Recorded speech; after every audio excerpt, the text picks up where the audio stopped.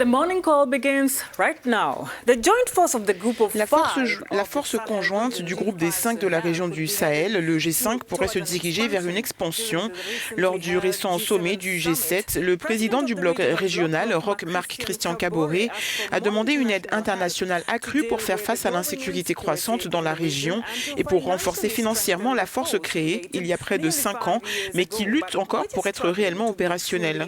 Lors d'une conférence de presse avec le président français Emmanuel Macron et la chancelière allemande Angela Merkel, le dirigeant burkinabé a appelé à l'expansion de la force pour inclure d'autres pays dans le bloc CEDEAO. Pour leur part, le président français et la chancelière allemande ont mis davantage l'accent sur la nécessité de changer d'approche dans la lutte contre le terrorisme au Sahel, car la situation dans la région continue de se détériorer.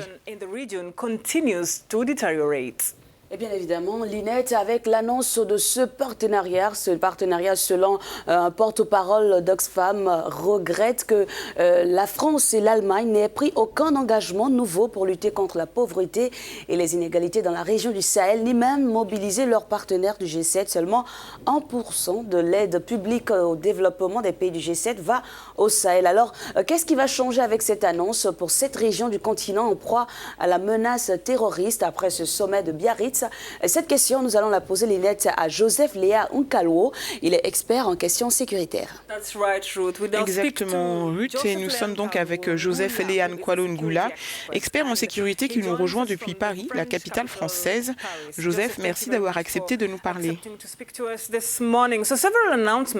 Alors, plusieurs annonces ont été faites, mais savons-nous exactement sur quoi portera ce nouveau partenariat? Alors, au-delà des grandes annonces, on ne sait pas plus sur les contours réels de ce partenariat. Peut-être que la réunion prévue, notamment à Ouagadougou, de l'ensemble des pays de la CEDEAO, mais aussi la grande conférence franco-allemande annoncée par Emmanuel Macron permettront d'avoir des précisions sur les véritables contours de ce partenariat. Cependant, ce qu'on sait en revanche, c'est que le président Emmanuel Macron a plaidé notamment pour un changement de méthode. Un changement de méthode qui devrait notamment s'axer sur un renforcement du soutien financier, tactique et militaire également à la force conjointe G5 Sahel, lequel soutien doit passer notamment par une sensibilisation des partenaires qui avaient préalablement pris des engagements pour financer cette initiative, mais aussi une remobilisation, une réactivation de la solidarité internationale autour de cette initiative, enfin notamment de mobiliser plus de ressources pour financer cette force qui peine justement à devenir pleinement opérationnelle jusqu'à présent. Monsieur Joseph, les partenaires du G5 Sahel avaient promis fournir un peu plus de 2 milliards de dollars. L'aide aujourd'hui tarde à arriver, on l'a dit en juillet, 138 millions d'euros avaient été octroyés. Aujourd'hui, qu'est-ce qui va changer avec cette annonce, selon vous?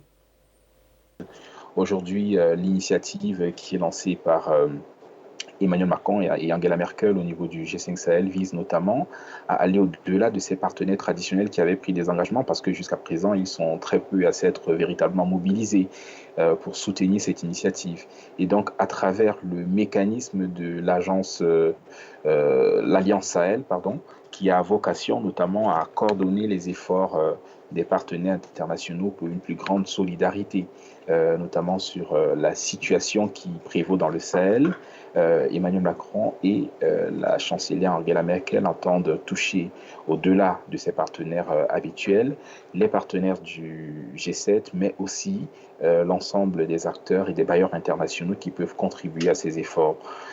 Il faut aussi rappeler qu'il ne saurait y avoir de véritable soutien financier à la force du G5 Sahel si les États africains, particulièrement les puissances économiques qui ont les moyens politiques pour financer de tels efforts de guerre, il ne saurait y avoir effectivement d'efficacité de ce financement si ces États restent en retrait de la mobilisation internationale. Donc c'est aussi un moyen pour les États africains de prendre conscience de la nécessité de s'engager pleinement dans cette initiative et de comprendre que au-delà des partenaires internationaux qui peuvent se mobiliser, il revient d'abord aux États qui sont frappés par les menaces de s'investir prioritairement, de s'impliquer activement de leur propre chef pour notamment mobiliser les ressources qu'ils font pour permettre à cette force de devenir pleinement opérationnelle.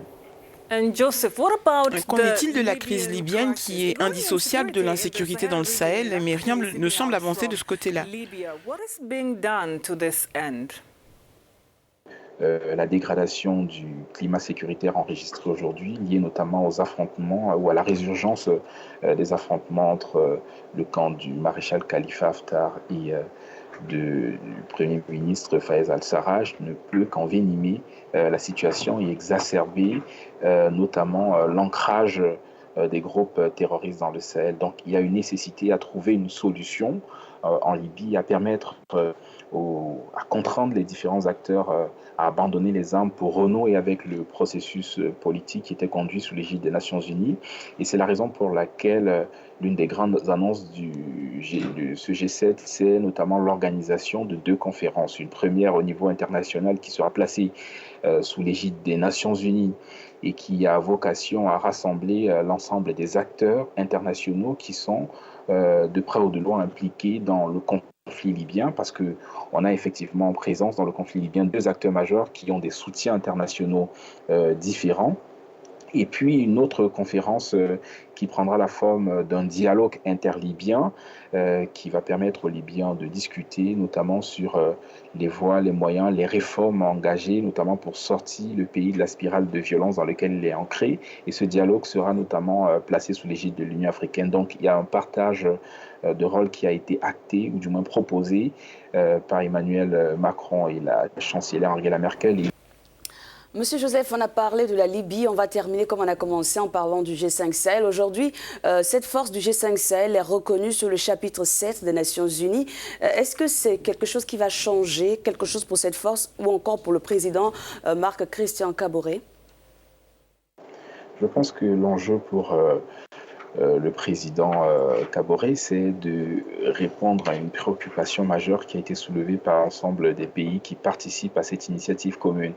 C'est la préoccupation autour de la pérennisation des moyens du G5 Sahel. Il y a certes beaucoup d'États qui ont pris des engagements de financement, bien que ces engagements soient déjà difficiles à les mobiliser à l'instant.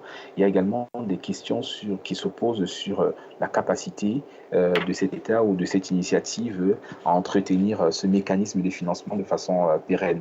Et donc, effectivement, il serait plus avantageux pour cette force de bénéficier d'une résolution du Conseil de sécurité des Nations Unies qui pourrait apporter notamment le soutien politique, mais aussi le soutien financier qui pourrait permettre aux Nations Unies de dégager une ligne budgétaire qui sera de façon continue et annuelle allouée notamment à cette force pour qu'elle puisse fonctionner au-delà effectivement des contributions qui peuvent être annuellement mobilisées auprès des États contributeurs. Joseph, merci beaucoup d'avoir partagé vos idées avec nous ce matin. Joseph Léane Kwalungula, expert en sécurité, nous parlait depuis Paris en France.